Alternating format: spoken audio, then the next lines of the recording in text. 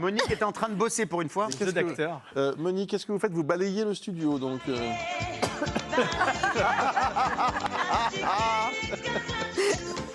Ça va complètement.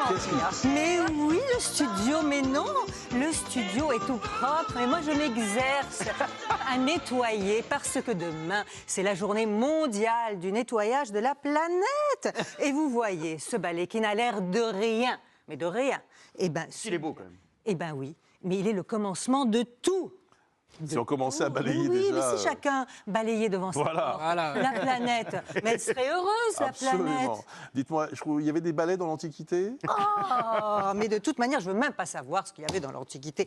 Le balai, en tant que tel, ce sont les Bretons, imaginez-vous, qui l'ont inventé en attachant des branchettes. Voilà, de genêts, c'était pas comme maintenant, de genêts autour d'un manche assez long pour éviter d'avoir à se pencher ou de se mettre carrément à quatre pattes pour balayer par terre. Ouais, il suffisait d'y penser.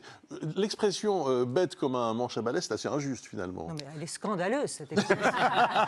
D'autant que le mot balai vient du breton. Le genêt en langue bretonne se prononce balazne. Et ce balazne est devenu balin, puis baleine, pour arriver au balai, qui ne désigne plus seulement les branches de genêt, mais l'outil composé de branchettes de genêt. On connaît le nom de cet inventeur de génie. Ça serait pas par hasard Jérémy Victor Hobdenec, l'inventeur de la pince à linge?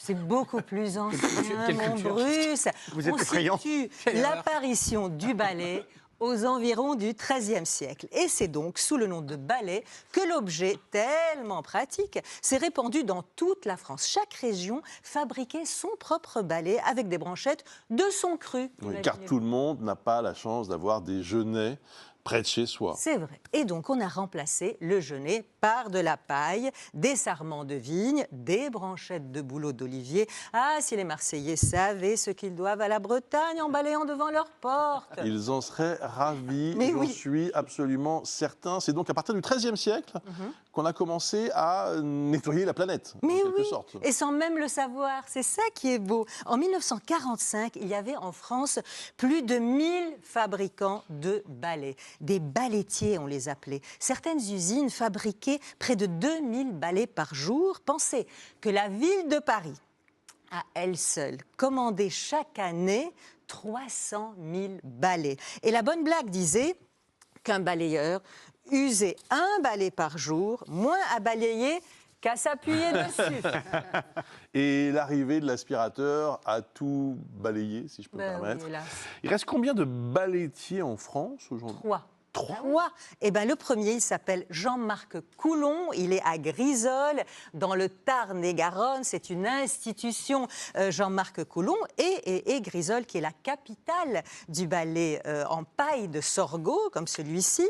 Tandis que Marie-Laure et Arnaud Gabriel, à Rinfreville, en Normandie, ont opté pour la paille colorée de sorgho. Oui, Ils c'est proposent même, oui, Ouais, c'est allez-y. chic, ils proposent même un balai sur mesure, imaginez-vous. ça m'intéresse. Comment ça se passe? Mais oui, regardez, vous choisissez vos couleurs, par exemple là, le rouge, le type de balai, les couleurs des fils là, et vous aurez un balai à votre taille, hein, et vous pouvez même le fabriquer vous-même. Mais là, il faut faire des stages. Ben, ça tombe bien, j'adore faire des stages, figurez-vous. Eh ben, Et alors, si c'est pour rendre la planète plus propre... mais on pensez peut donc. commencer, allez, je suis votre guide, vous venez Mais on c'est va une, dire. c'est une très bonne Il est idée. à votre taille. Et pendant ce temps, on va lancer la météo avec Ange Noiret.